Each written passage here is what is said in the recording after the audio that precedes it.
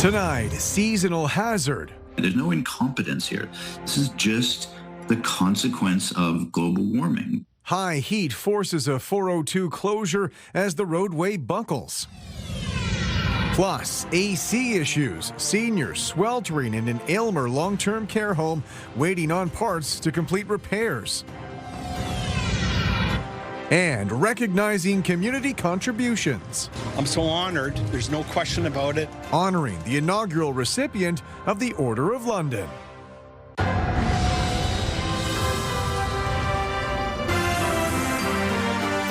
CTV News with Carlyle Fiset. Good evening. Thanks for joining us. We begin tonight with a highway closure east of Sarnia. Crews are repairing part of the 402 after it buckled under the intense heat yesterday. As Brian Bicknell reports, this just happened last summer. Repair work continues on Highway 402 in Plimpton, Wyoming. All westbound lanes remain closed at Reese's Corners after extreme heat caused the pavement to buckle. This U.S.-based engineer is traveling through Ontario and past the work site. Back in New York, it happens all the time. It starts out as a speed bump, and then it becomes a very impactful situation for traffic. How dangerous can that be? Oh, very dangerous. If you're going 70 miles an hour and you hit a speed bump, that will definitely shift your gear and throw you off your game, for sure. Around 5 o'clock Wednesday, Lambton OPP closed all westbound lanes of the highway between Oil Heritage Road and Mendaman Road because of what it described as hazardous road conditions. Traffic is being detoured onto London Line. It's the second year in a row that this has happened. Last June, on this very same stretch of Highway 402, the road buckled and expanded under extreme heat. And the very next month, the same thing happened on the 402 on the eastbound side. Lambton County Warden Kevin Marriott says the closure impacts emergency services and puts undue stress on smaller county roads. Our roads can't handle that heavy of a traffic as it is, so it can create a lot of damage on our roads when we have an event like this. There just isn't road dollars that there used to be for municipalities. According to Environment Canada, the temperature Wednesday was 34 degrees Celsius. Only so much force the asphalt can resist. Eventually, it's just going to pop up. The chief engineer at Western University's Institute for Catastrophic Loss Reduction says we can expect more events like this as climate change affects infrastructure. There is no bad guy. There's no incompetence here. This is just the consequence of global warming. There's no better material. There's no magical solution to this. We can just expect stuff like this to happen. And if we don't want stuff like this to happen, then we have to accelerate our efforts to reach net zero, eliminate our greenhouse gas emissions. In the meantime, the OPP says there is no estimated reopening time. Brian Bicknell, CTV News, Sarnia, Lambton. A long-term care home in Aylmer is operating with limited air conditioning right now, affecting roughly 100 residents, with some room temperatures approaching 30 degrees. Visitors told CTV News this morning the facility felt uncomfortably hot. The Elgin County Warden tells CTV News contractors are working on the situation, but they're waiting for parts and there's no timeline for delivery. The main chiller unit was purchased just last year. The warden says secondary AC units are operating with cooling stations set up in common areas, and there are no plans to temporarily move any residents to other facilities.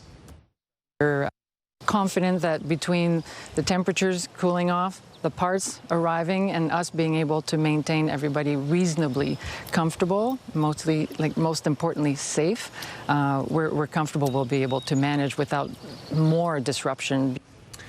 An intense storm system rolled through our region yesterday, interrupting some Canada Day celebrations. In Brantford, officials evacuated the city's main festival because of safety concerns. With more, here's Karis Mapp. It was all hands on deck to clean up Lions Park in Brantford today after a storm brought an abrupt ending to Canada Day celebrations. Every year we have a plan in place in case of the worst, and you always hope there isn't the worst. Heat was originally the chief concern, but that changed when a sudden storm blew in. Yesterday it was 47 degrees during the day, it was hot, and then it was followed by a storm that snuck up on us. When it took a a turn in terms of the wind and the rain and lightning and thunder. That was when we shifted in terms of our emergency planning. Around 5 o'clock, an announcement was made and people began to evacuate the park, rushing into 3 nearby buildings. We literally walked right through the park that I'm standing in front of and said, everybody, now, drop what you're doing, get to shelter, get to shelter. It was a this is not a drill situation. Outside, the storm ripped through the park, knocking out power, blowing over tents and porta potties. At that point, we made the tough, but actually the only obvious choice was to be able to go, we can't continue with the festival. Many vendors left to pick up the pieces after their products were destroyed. Jeff Bloomfield's food truck weathered the storm, but he was left with significant waste. We blanched potatoes probably 12, 14 hours before the event so we can just sell during the event. And it works out to about 2,000 pounds of cooked potatoes that we've put in a dumpster over there. He says the storm wasn't long, but left a lasting impact. All of our containers on the cover, they blew off. And so it was a little wild for a minute. But then when we looked outside and we seen everybody else's stuff, they're the real victims of the storm. It was very unfortunate that this happened, but to see community coming together, it really makes me proud of Brantford. But the show will go on with the fireworks rescheduled for Thursday night. Kara Smap, CTV News, Brantford.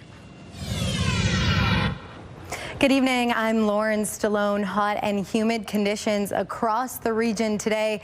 Environment Canada issuing a heat warning, so keep that in mind if you're heading outdoors overnight tonight. That heat warning could last tomorrow into the weekend, fueling a risk of thunderstorms, heavy rainfall, and heavy winds. I'll break it all down for you in just a few minutes.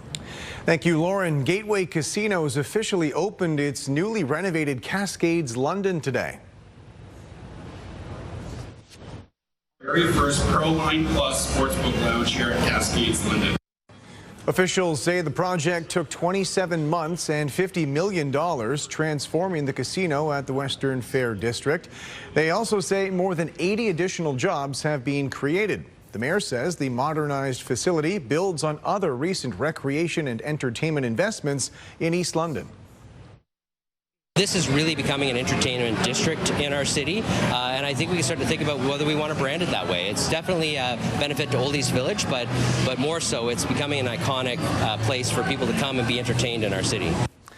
London Transit will be free all day Saturday, so fans can get to World Cup viewing parties. The mayor says that's been made possible thanks to donations from London Hydro, the City of London, and Tourism London. It's meant to provide safe and convenient travel for fans attending watch parties around the city. One of those will be the Pack the Park event downtown. It couldn't have aligned better because Saturday is FIFA Day in London and Canada's playing Morocco. So it'll be a series of exciting events followed by a public viewing of the game right in Victoria Park. Wildlife advocates say the current heat wave is fueling a surge in rescue calls. Earlier this week, a bald eagle was found struggling in the Detroit River near Windsor. It was brought to rehabbers who say it will make a full recovery. But as Chris Campbell reports, not every wild animal can be so lucky.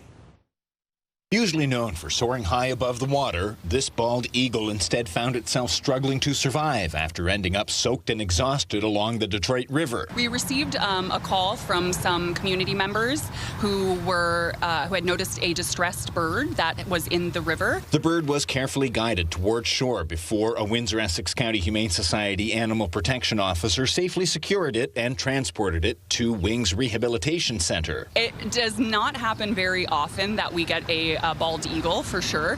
It is actually it was a bucket list moment. Wildlife rehabilitators believe the eagle, estimated to be about 4.5 years old, likely became waterlogged while trying to catch a fish that proved to be too big. He lost his weatherproofing, right? So he was...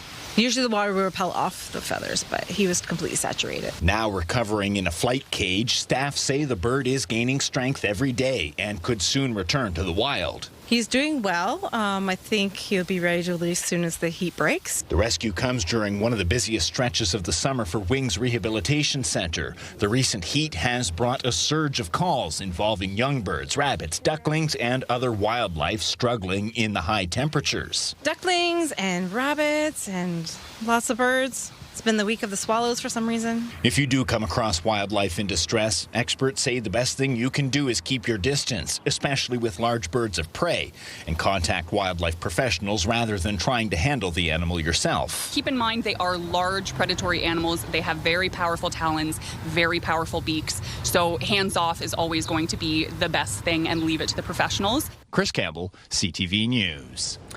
Award-winning novelist and screenwriter Emma Donoghue will be honored this fall at the Forest City Film Festival. Donoghue is a London resident. She was nominated for an Academy Award in 2016 for Best Adapted Screenplay for the movie Room. The Forest City Film Festival will recognize her with the 2026 Impact Award, expected to be presented during the festival gala held at Goodwill Industries on October 15th. Officials at City Hall have named the first ever recipient of the Order of London. It's meant to recognize current or former longtime residents demonstrating exceptional community achievement. With more on the award's inaugural selection, here's Brent Lale. Wayne's legacy belongs in the story of London. Today, we are making sure that it always will. Holding back tears, London philanthropist Wayne Dunn has been named the inaugural recipient of the Order of London. I'm so honored. There's no question about it. I'm thankful, but I'm so surprised. As part of the city's bicentennial celebrations, London has created this recognition, and it was presented during the Canada Day celebrations. Wayne Dunn has contributed to the city in so many different ways, whether it's leadership in business or philanthropy, or even in the face of tragedy with the death of his daughter, starting a run and raising $1.6 million for cancer research. He's just contributed in the city in so many ways. The Business Cares food drive, just such a role model for our community. Dunn has his hand in so many causes. He founded the Sunshine Foundation Golf Tournament, which has raised over $1.3 million for children with disabilities. He started the Done with Cancer fundraising run and spearheaded the London Cares Business Food Drive, which has been a savior for the London Food Bank. They bring in, about £1 million worth of food during that year, and it makes a huge difference to us. And but Wayne, it's just something about the characteristics of the man. And so I think he's put his fingerprint on what the needs are in London, and he's put his identity on how he believes it should be met, and the two came together. He's been on every board you can imagine. He's received the Governor General's Award for volunteerism. Not much he hasn't done. I can't think of a Londoner that's done more for more people for more often than Wayne Dunn. It's in the millions and millions of dollars. And he does it with no thanks, doesn't want any thanks. A humble man, even on his day, Dunn wants to give the credit to everyone around him. I've had an army of people, whatever committee or whatever, somebody outside a grocery store actually helping me or whatever too, but it's all of the people around me that have really got to where I am right now. Brent Lale, CTV News. And despite the heat, London's Canada Day celebrations went ahead on Dundas Place yesterday.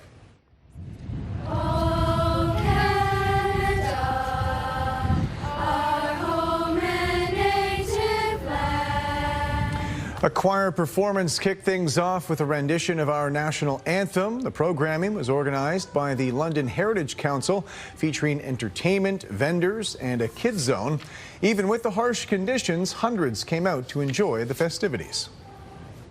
Canada Day is about talking about our past, our heritage, and the people that have come to make this city their own.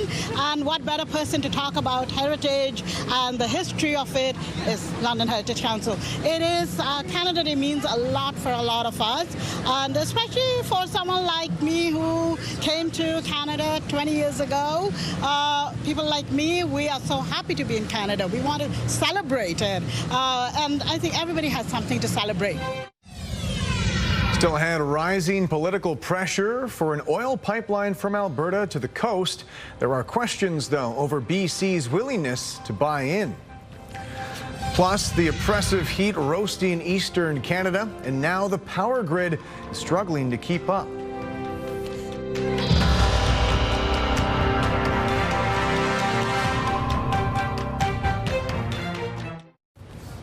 Welcome back. The Prime Minister announced a breakthrough today in a proposed pipeline project between Alberta and BC. He says an oil tanker ban on the North Coast will remain in place, while Alberta's Premier is set to provide her own update on the pipeline later tonight. With the latest, here's Mike Lucatour. This is a historic day. It's a multi-billion-dollar deal between the federal government and British Columbia, but the real impacts will be felt in Alberta as that province plans the path for a potential pipeline. That today's Canada-BC agreement will maintain the federal North Coast tanker ban. That means any new pipeline from Alberta to the BC coast will have to follow a southern route. It could be parallel to the existing Trans Mountain pipeline corridor to the Port of Vancouver. We have anxiety about the impact of any new pipeline project, period, on British Columbia's coast, which is why in this agreement there are very clear safeguards in place around spill protection. That anxiety was also being felt by First Nations communities in northern BC. This has not been about blocking Alberta's access to oil markets. This is, and it always has been, about keeping this special place free from oil. Environmental groups also applaud maintaining the tanker ban, but some are still concerned about the whale population if it means an increase in oil tankers at the end of a southern route. You can't buy noise-canceling headphones for orcas. We need to protect them by preventing an increase in tanker traffic. And it's not just the noise, it's the potential for a spill. Today's agreement with BC will also include $3.5 billion in federal funds for the North Coast transmission line to get electricity to communities and projects in northern BC. There's also $500 million to boost copper production out of the Red Chris mine. Now, there were a number of questions about the state of Alberta's pipeline proposal, and we could get some answers when Carney holds a press conference with Premier Danielle Smith later this evening. Mike Lecouteur, CTV News, Ottawa. Yesterday's storms hit eastern Ontario particularly hard, washing out Canada Day celebrations on Parliament Hill and leaving thousands without power. With more on the impact there, here's Abigail Beeman. You made it 21 floors. Yes, I keep myself in shape. I do whole walking with my legs, and I lift weights. Teresa McCluskey made it down 21 flights with the help of her sons, while paramedics carried Beverly Johnson down from the 6th. They're just heroes, you know. You have no idea what you use electricity for until you don't have it. And It was hot. Residents of this high-rise describe a scary situation when the transformer blew. Rain was everywhere, like hitting our windows like crazy. It must have been hail too, because I heard the chunks. And then one big blast. And I'm telling you, smoke covered the air for about 20 minutes. And it looked like the whole main floor was on fire. And then we looked down, the water was just coming up. Water went right up to the ceiling in the basement. No word on when the power may be restored. I didn't sleep, but because I was stressed. It's a matter of insurance, right? Have they been responsive, Mike? I couldn't get a hold of them. We believe this was one of the worst flooding events in our city in the last 25 years. Ottawa's mayor says there were 1,900 calls for flooded basements alone from right across the city, and crews have to be careful. The basement flooding caused by this event has created dangerous conditions, and it's preventing hydro from re-energizing many homes at this time. Dehumidifiers and fans flying off the shelves. We put some sandbags down, tried to block it, then came inside and there's like 4 inches of water already there. It just backed up from the sewer, yeah. With 118 millimeters falling in Ottawa and extremely hot temperatures hitting the wider region. Really, the focus of the heat is mostly in southern Ontario, southern Quebec, and the Maritimes. For most of the eastern part of our country, where temperatures are higher than 30 degrees, they're not expected to dip below 30 until Saturday. Abigail Beeman, CTV News, Ottawa. A warning about the use of electric fans during this extreme heat. Experts say they can cool you, but only up to a point. Fans work by speeding up sweat evaporation, which helps the body release heat. But when temperatures climb into the mid-30s Celsius, especially when there's humidity, fans can actually add to heat gain. Health Canada officials recommend keeping indoor temperatures below 26 degrees for adults over 60 who are at greater risk during extreme heat. And Lauren Stallone's with me for the forecast tonight. Lauren, I mean, everybody looking for any way to cool off right now. And right now, there isn't a whole lot of escape from it if you're outside. Yeah, that's really interesting. I actually just bought one of those handheld portable fans, so it's good to have all the information, and important, like you said, to think of all the things to stay cool, because unfortunately that heat and those sticky conditions aren't going away anytime soon right now. So really hot and humid conditions throughout the region today. These are our temperatures right now, and it feels even hotter with the humidex. So it's important to keep that in mind if you're heading outdoors, or if you like to go outside for walks. Definitely looking for the right time of day, early in the morning, later at night, to go out there when it's most comfortable. So temperatures overnight tonight dropping down to around comfortable, just below average for this time of year, but where we should be for overnight. Now, Health Canada released a heat warning and severe thunderstorm warning as well. With these temperatures overnight, we are still within the range for the criteria for the heat warning. This will last overnight tonight into tomorrow, and that could potentially last throughout your weekend. So keep that in mind. Right now, mainly cloudy conditions. We're seeing some active weather surrounding the region, and we will see that risk of thunderstorms, heavy rainfall, possible tornadoes. Those risks will remain overnight tonight into your Friday. That's because of the heat, because of that humidity. It's a little bit difficult to track and predict, but those risks remain. We can see here a little bit of active weather early tomorrow morning that's going to make its way through the region, bringing with it, again, risk of thunderstorms, risk of gusty, heavy rainfall, gusty winds, and we can see that for the remainder of your Friday into your weekend as we track this active weather that's going to make its way through across the region.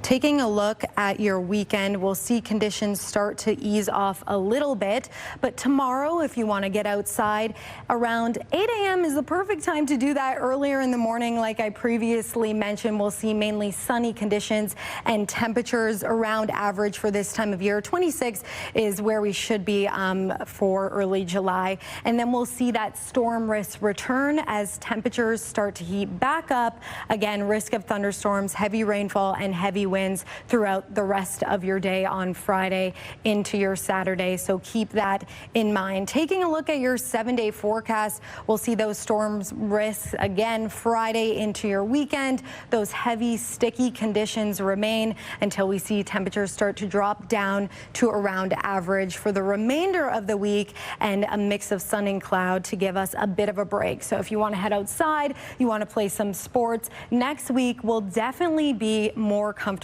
than what we've been experiencing recently with this heat warning. Same goes for Midwest. We'll see the chance of thunderstorms, heavy rainfall, heavy winds Friday into your Saturday with some night rain for Saturday night. And then Sunday, we'll see those conditions start to clear. We'll see mix of sun and cloud, temperatures more comfortable. So Carlyle, if you're someone like me who likes to get outside and play tennis, I have not been able to do that at all recently, but next week is the time to look forward to it. Back to you. All right, Lauren, thanks very much.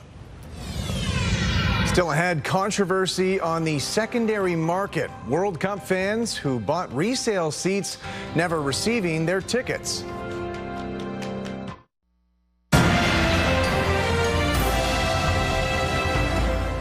A European court has ruled against Google in a major antitrust case. The court second chamber hereby, first, dismisses the appeal. Second, orders Google LLC and Alphabet Inc.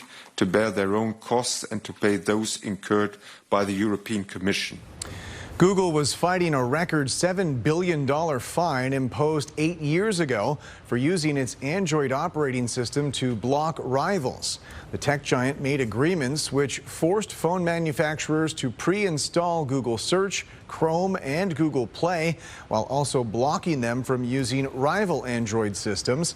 Google appealed to the Luxembourg-based EU Court of Justice. A spokesperson for Google says the judgment failed to take into account Google's investment to ensure Android remains open, interoperable, and free.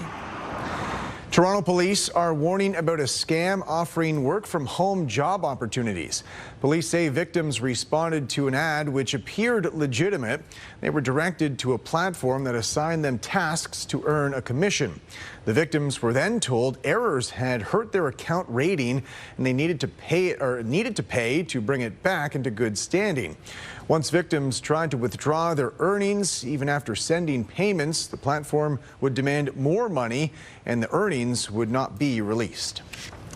One of the biggest World Cup stories before a single match had kicked off was the ticketing process. Exorbitant prices and a convoluted sales system have created all kinds of stress for fans who just want to watch their country play. And now a class action lawsuit has been launched in the U.S. over StubHub's resale process. With more on that, here's Pat Foran. It's above goal and Vinnie Jr. is there to head it home. The Brazil-Scotland World Cup game in Miami on June 24th saw Brazil emerge victorious with a 3-0 victory. Lifelong Brazil fan Mende Riyad of Scarborough attended the game and says he'll never forget it. For the 2 hours that the game was going on, me and my wife, we couldn't sit down for 10 seconds. Before Riyad went to Miami, he contacted CTV News after having ticket trouble with StubHub. He was ecstatic when he had the chance to see his favorite team. He bought 4 tickets through FIFA's website. When I received the email from FIFA, I literally couldn't believe it. It was huge. It was huge for me. Unfortunately, a family member couldn't go to the game, so he decided to sell one of the tickets on StubHub. It sold right away for $1,278. He got $821. Even though he received confirmation the ticket was delivered, the buyer later claimed it was the wrong ticket. After that, StubHub blocked Riyad's account and took back the $821. A company like StubHub, making judgment calls and assuming that I'm a scammer, that's very, very unfair. There have been many cases where soccer fans have been unable to get tickets or refunds from StubHub. In the U.S., World Cup fans have filed a class action lawsuit. Fans accuse the ticket reseller of failing to deliver tickets they bought on the secondary market. While StubHub offered refunds, fans say they wanted to go to the games and were stuck paying for airfare and lodging costs. Fans are seeking $5 million U.S. StubHub has not commented on the proposed lawsuit. As for Riyad, when CTV News reached out to StubHub, his case was reviewed and he was given back his refund of $821, which was great news for him. Pat Foran, CTV News. Hotel demand in Vancouver and Toronto has been lower than expected during the World Cup. In Toronto, occupancy is down roughly 8% compared to June 2025, while Vancouver hotels are at about 75% capacity, down from 91% a year ago. With more on the factors involved, here's Lindsay Biscaya. From the skyline to the suburbs, Toronto and Vancouver have been seeing an influx of visitors during the FIFA World Cup. Airbnb has been one of many companies looking to capitalize on the tournament's tourism boom, offering roughly $1,000 to new hosts. We want to make sure that the cities have flexible and expandable places for people to stay. Hannah Parrish with Airbnb Canada says ahead of the tournament, demand was up 80% year over year across all host cities. In Vancouver and Toronto specifically, Airbnb is reporting 4,000 new listings on the platform between October and April. What we're actually seeing, though, is also this is not just one person coming. It's going to be a family coming. Airbnb says Toronto is its most affordable city. 77% of listings available during the tournament are under $400 a night. In Vancouver, meanwhile, roughly 60% are below $500. But as Airbnb looks to expand its footprint, some say short-term rental regulations may stand in the way. The bottom line is, that we didn't see the demand that one would have hoped to see with an event like a World Cup soccer in Canada. Short-term rentals in Toronto are restricted to a host's primary residence, with a cap on how often the home can be rented out and how long one visitor can stay. Vancouver's laws are similar, but they sit under strong provincial rules. 53% of people say that they stay in a neighborhood they never would have before. If they hadn't rented an Airbnb, they would have been stuck to a zone that only has hotels. If the short-term rental market can't meaningfully expand during a tournament like this, then who in the broader real estate market actually benefits? One expert we spoke with said maybe no one. You can't make the economics work. You can't make the numbers work. I think it's important to understand, even though we have more U.S. tourists coming to Canada right now, which is a benefit, we just have too many of these small units that can easily be rented as Airbnb. And I didn't ever thought I'd actually say it. I think it's not a bad idea to start renting some of them for Airbnb. 5 in red in the middle, Ronaldo! When Cristiano Ronaldo came to Toronto Stadium for the Portugal-Croatia knockout match. The star power is not with the team, but with the player. People probably are not as fascinated about Portugal as they are fascinated about Ronaldo. Hader calls it the Taylor Swift effect.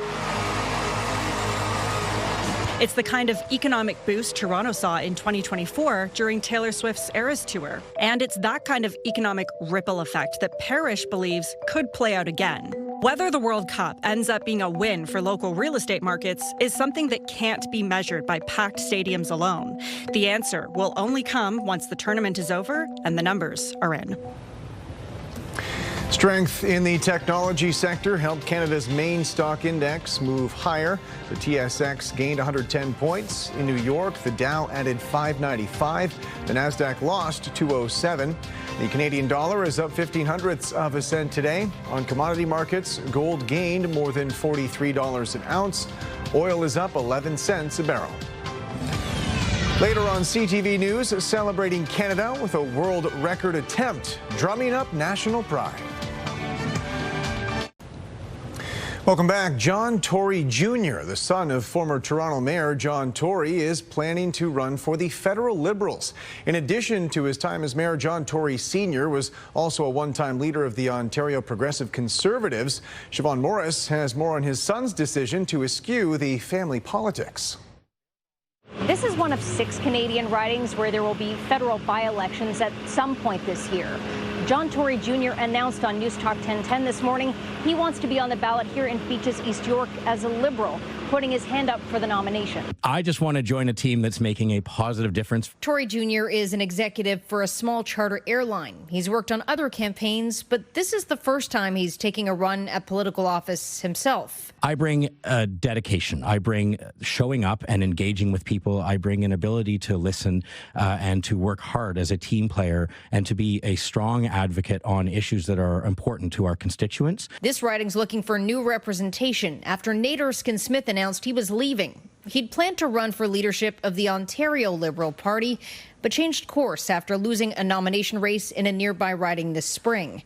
A few other people have already said they'd like to carry the Liberal banner in Beaches, East York. We are a unique jurisdiction in North America, including the riding's former provincial representative, Arthur Potts. Claire Seaborn is running too. She's a lawyer and former chief of staff to 2 federal Liberal cabinet ministers. Prime Minister Mark Carney said in French last week he hasn't decided when to trigger by-elections, but says they'll likely be staggered. He could also opt to appoint candidates rather than allow nomination contests. There could be more political drama here in Beaches, East York. Nate Erskine-Smith is still considering a run for Toronto City Hall. His last day as an MP is Tuesday. Siobhan Morris, CTV News. We're 2 days out from Canada's next historic World Cup match. They'll be underdogs against Morocco on Saturday, but as Andrew Johnson reports, that hasn't shaken their belief. In the Houston Heat, Canada's head coach is keeping practice light ahead of an historic match against one of soccer's modern giants. We want to make the most of this opportunity. Maybe from the outside, people are writing us off or saying that we're the underdog, but we don't look into that at all. Like, we want to go into every game trying to win. They're hoping to create more moments like this when a late Stefan Eustachio goal against South Africa in Los Angeles launched the team and the country into their first World Cup round of 16. To kind of give the country that moment and unite the country like we did with that goal was special for us, and I think it pushes us even more to try to give them more moments like that. Standing in the way of Canada's dream run are the 2022 World Cup semi-finalists. The Moroccans are heavy favourites, superior at almost every position. Canada will need to perform at a level greater than the sum of its parts. We're very group-orientated, and knowing that we have a guy always behind you to help, we're going to need to be together against this team. The match Canada would have played at home in Vancouver with a better result against the Swiss last week is tonight at BC Place. Switzerland meets Algeria in the round of 32. The Algerians are the underdogs, but their fans have already come out in force. Swiss fans in Vancouver may just be happy they're not back home, where the European heatwave has forced yodelers to perform in fountains. The winner of tonight's match will play in the final game here on the West Coast next week before the World Cup's conclusion in the United States. Andrew Johnson, CTV News, Vancouver. Tourists are flocking to Newfoundland and Labrador this summer, but there are some concerns they might not be spending as much as they have in recent years. A new poll suggests most Canadians are planning to cut back on vacation spending. With more, here's Garrett Berry. Am I a very fancy guy? Summer arrives like a starter's gun in St. John's. You just wake up in the morning, you throw the covers back, you put your feet on the floor, and you start running. Suddenly, there's cruise ships, patios, a pedestrian mall crawling with visitors. In short, money to be made. Brought on a new tour, which has taken off really well, which is a haunted pub crawl that we offer 2 nights a week. But among the hustle and bustle of a tourism season, a warning bell. It seems more Canadians are cutting back on vacation spending this year. A poll conducted by Nanos Research for CTV News shows 43% of Canadians are planning to spend less on summer vacations. That number has been growing, up from 31% in 2015. If the slowdown comes, you'll see it here at restaurants like Rabble in downtown St. John's. Restaurateur Todd Perrin says food businesses take what's left over after hotels, airlines, and gas stations take theirs. There is only one way to go on a boat tour to see a whale, is that you get on a good boat and go out and see a whale. But there's 1,000 ways to have a bite to eat. St. John's has become a big summer tourism destination, but restaurants in particular have struggled since the COVID-19 pandemic, and money needs to be made now to survive a long winter. You know, customers are like fish in the water. Like, we need to get as many of them as we can.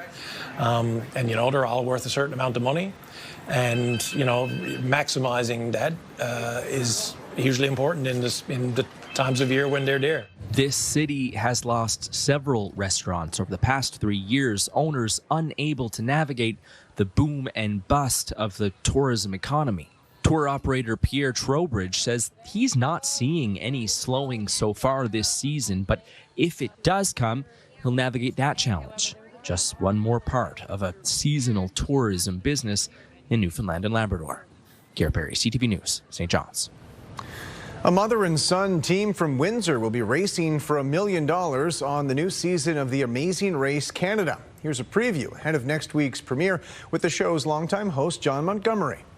We're a mother and son team from Windsor, Ontario. They share a bond that I will never be able to truly appreciate from the mother's perspective. But I have a mom, and I know how much she means to me. And to watch a mother and son, I think Soraya is maybe the second oldest racer that we've had on the Amazing Race Canada. And watching them both run the race with a level of proficiency, mental acuity, and capacity to solve problems, I think is why they're in business together. Because there's no problem too big for Amin and Soraya to solve. A mom knows how to encourage her son. You know strengths, you know weaknesses, you know triggers. You know the subtleties of their body language and where they are emotionally. And so I think that kind of insight allows a mother and son team, or a team with that perspective, to be able to support each other in a really special way, to get the most out of their partner. And I think mothers and sons have that capacity. It's a test of strength. You're so close. Skill. Stamina. The workout. And it's the adventure of a lifetime, all across the country. Right off the hop, right on the top of Whistler Mountain, an element of gameplay is introduced that we have never seen before on the Amazing Race Canada. It definitely changes the way that the first 5 legs of the race unfold. Our weather snapshot sent in from our viewer Michael, who captured this beautiful photo of some flowers. Thanks for sharing, Michael. Heat and humidity continue across southern Ontario with passing showers and severe thunderstorms this evening. Looking ahead, the heat isn't going anywhere just yet. Friday remains very hot and humid with highs in the low to mid 30s and another chance for afternoon or evening thunderstorms as the heat warning continues. By the weekend, temperatures ease back slightly, but it will still feel muggy with the chance for isolated showers. Rescuers in Venezuela recently pulled out an earthquake survivor who had been buried under rubble for 8 days. Perfecto. That was the survivor waving his hand 2 days ago, signaling to rescue crews. He wasn't pulled to safety until today, though, after a lengthy and grueling operation, which involved crews from Venezuela as well as Chile and Costa Rica. The security guard became trapped during last week's deadly earthquakes, responsible for at least 2,300 deaths. Ukrainian authorities say a Russian drone and missile attack killed at least 20 people in the country's capital, an attack the mayor calls the most massive attack yet.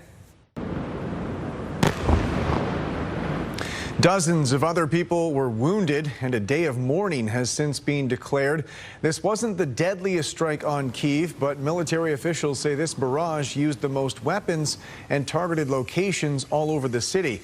Russian officials claim they targeted military plants, retaliating for Ukrainian attacks on Russian civilian infrastructure, while the Ukrainians say Russia deliberately targeted civilian areas. A warning from Iranian officials today, ratcheting up tension over the Strait of Hormuz. They say all oil tankers moving through the waterway must use their approved routes or face a forceful response. At this point, there's been no word on what provoked this threat. However, an earlier American statement indicated Middle East leaders had expressed a commitment to maintaining commercial free flow through the strait. First Nation leaders in Manitoba are demanding Indigenous artifacts in Switzerland be returned. They're currently on display at a private museum. Alex Karpa has more on the campaign to get them back. First Nations leaders are trying to get their hands on these Indigenous artifacts, which are currently in Switzerland. Right now, time is of the essence. The items were in a privately owned museum near Zurich and contain what leaders say are sacred and culturally significant belongings. But with the museum now closed, Indigenous leaders fear sacred pipes and other ceremonial items could be sold off to private collectors. The Bringing Them Home project is now seeking help to raise upwards of $20 million to purchase the items. There's a real urgency about this, that we are able to raise this money and return these items back to our people. The artifacts, which include ceremonial items, beaded regalia, and historical weapons, originated from Indigenous nations across Canada, including Manitoba. Carl Stone was part of a delegation that traveled to see the collection firsthand last year and says these items hold a lot of meaning. They're not things, just things you display like trophies. They are sacred and they are holy. Gerald Neufeld says the effort to bring the artifacts home is about more than preserving history. This is a very important part of the whole healing process for our Indigenous people who live in this land. If the repatriation effort succeeds, Rajat says organizers would consider establishing a museum in Winnipeg to house the collection. But for now, the focus remains on securing the artifacts before they disappear into private hands. They could end up in Dubai or in New York. That would be utterly wrong. The collection has been placed into storage while discussions about its future continues. Alex Karpa, CTV News, Winnipeg. Welcome back. Finally tonight, a world record attempt spanning dozens of Canadian cities right across the country. It was organized for Canada Day, originating on Prince Edward Island. With more on the national pride on display, here's Maria Saru. It started slowly with a steady beat, then faster, building into a drum roll. Islanders banged on buckets from home and whatever they had on hand to make some noise. I think it was cool. It was really in sync, which I really liked that. Coast to coast, more than 40 cities joined in, trying to beat a Guinness World Record already held by Canadians. In 2021, 581 people performed a drum roll online at the same time. This year, the goal was to top that number. My fingers and toes are crossed. It would be so amazing to be able to say that we've done this. The world record attempt was only one part of the celebrations, and for some, it was a moment to pull together. Especially now with threats from all over the place, especially what's going on with the United States, that we're Canadian, we're standing up, we're proud, we're one unit. In Charlottetown, Canada Day is never far from history. This is actually the birthplace of Canada, right here in Prince Edward Island. The program reached beyond that one beginning, with Mi'kmaq culture featured from beaded jewelry to educational books. It's important to have Indigenous people at the forefront because we were the first people of Canada, and kind of celebrate and uplift our artisans. Alongside those deep roots, newer communities were part of the picture too. Food vendors served flavors from the Philippines, Jamaica, and much more. I'm Canadian and I'm also Nigerian. I like trying foods from both places.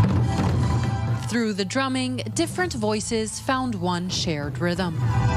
Organizers say Guinness will confirm whether the record was broken later this week, but the attempt wasn't just about a world title. It was a way to bring people together to mark Canada's past, present, and future in unison.